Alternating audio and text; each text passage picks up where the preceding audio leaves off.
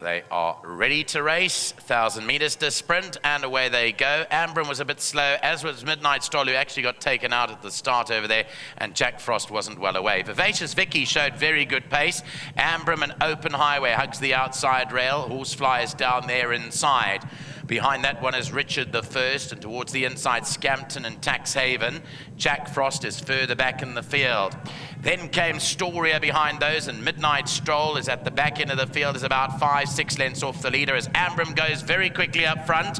Through the halfway stage, it's Ambrym by 2 lengths. Open highway is under pressure to gather in second. Down the inside, Vivacious Vicky's in third. Then came Scampton. Behind that, Jack Frost. It's Ambrym well clear on the outside from an open highway, and now Vivacious Vicky tries to run, but Ambrym is going very strongly inside the final 200, and Ambrym will go on and score on debut. Ambrym wins it from in second placing open highway, third Vivacious Vicky, then came Scampton, and behind that a running on Midnight Stroll, who didn't have everything her way today. Did not like that at all, but she runs on right from the back end of the field. You'll recognize her with that big white face. Behind that was Richard the First. So here it is. It's the outside horse on this side of things, on the stand side, number 10, Ambrym. She's well related, as you heard from Alistair. She's the half-sister to Munia and to Glittering Girl. Both of those were by Rafif. This filly's by Erupt, who continues on a very good trot at the moment. He's over 20% winners to runners, and I think in the region of about 50% places to runners here. So it is number 10, Ambrym, on debut. Johan Janssen van Vuren trains and skips clear to win the minimum trip by 4 to 5 lengths here. Very nice win indeed.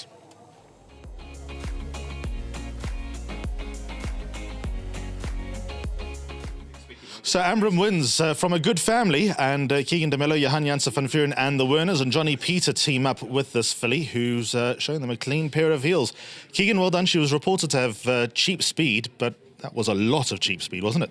Yeah, look, she didn't break awfully well, and I managed to just creep up slowly, and she took the lead with no fuss whatsoever, and she quickened off it. I asked her to quicken at the 600, believe it or not, because I thought she was just labouring, and she gave me a little bit, and I thought she hit the run, the line running today. I'm going to ask Johan to elaborate a little bit more about the cheap speed and almost the deceptiveness in which she won, because you can fall into a trap with a filly that's got cheap speed, that they're going to be out and out tearaway 1,000-metre horses, you know, and she doesn't look that at all.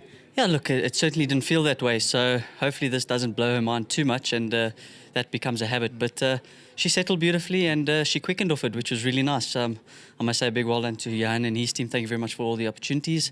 Really appreciative of it, and obviously to Mr. Peter and Mr. Werners as well.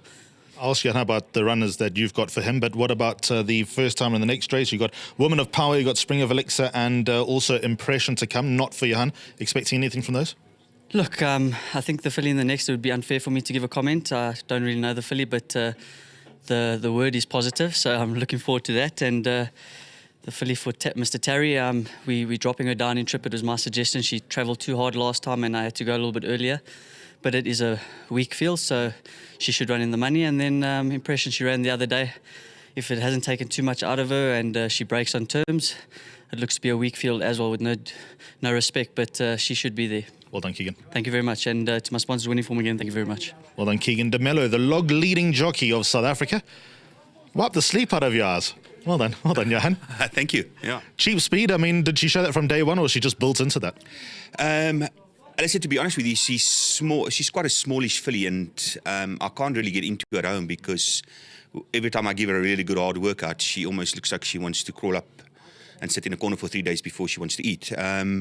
So, yeah, when I say cheap speed, when the guys ride her, I work her short, you know, like we work over 300 or 400 meters at a time, and she's jumped out the gates twice, and funny enough, 2 different riders told me she'll win. And then I get excited, and then when I see her the next morning at stables and she's all tucked up, and then I just lost all the confidence again. So, yeah, listen, Gavin rode her 10 to 8 days ago through the starting stalls, and he said to me she will never, ever lose. And then I got excited again, and then I had to walk her for 4 days after that. So, and then the rain came and we couldn't work. So I think everything worked out. But that's mainly what I say about cheap speed, because I haven't really worked further than 400 meters, except for the time she's gone up the back stretch for 700. How encouraged were you that, you know, when it didn't look like there was too much pressure coming, but she found all the way down to the nut? She certainly wasn't stopping as the race was going on.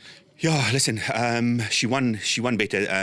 than I thought. I'm just glad she won for Lawrence and JP and yeah, thanks to Gavin. We'll see how she pulls up tomorrow morning, and we'll take it from there. But listen, it's a quick track, and it is getting winter and all that. We'll see how the Form 9 works out. Put it like that. Okay, well done, Johan. 2 more runners today. Viva de Janeiro and Cosmic Star in the back. What are you expecting from those two? They've both got lively chances. Viva Janeiro, funny enough, I fancied him slightly more than Pontiac last time. He was putting up good work after his maiden win. And we jumped from a poor draw that day, and we far back, and Keegan had to obviously use him a bit early, and it seemed like he didn't quite get the trip. I'm not sure. It was a disappointing run for me, so I pulled him back to 1200 to get a slightly better draw. I actually took the drive for him today, to be honest with you. Ambrym is a bonus. And then Cosmic Star at the back, haven't done any work since his last run. He got wiped out at the start, put him in a paddock for a few days to try and clear his mind, forget about the run, and then the rain came. So once again, just because I have the draw and he needs the experience, he's running. 100,000 rand coming the way of Mr. Werners and Mr. Peter. Ambrym is the winner. Well done to Vilkabo's Drifter Maritzfontein, the winning breeder. Let's get Ntlantla in here, the winning groom, with the 1,500 rand from World Sports Betting. Ntlantla, well done. Well done, sir. Have you worked for Johan for a long time? Show the check as well. Yeah. There we go. It's for, I think now 6 months now. 6 months. Hard worker. Yes. And you had a winner on Sunday, Lyle tells me. Yes, Sunday, second race, I won it. Lucky groom. Well done, Ntlantla. Thanks, yeah. And Studio 88, don't forget about them, who of course do so much when it comes to the grooms here on the half vault as well. So all a happy melting pot at the end of it all. Ambrym wins race number 2 on the card. Those numbers that you need. I'm reading off Lyle's card. I hope he's got it right. 10, 3, 9 and 6. The PA starts in race number 3. Pick 6 starts in race number 3. Don't miss it.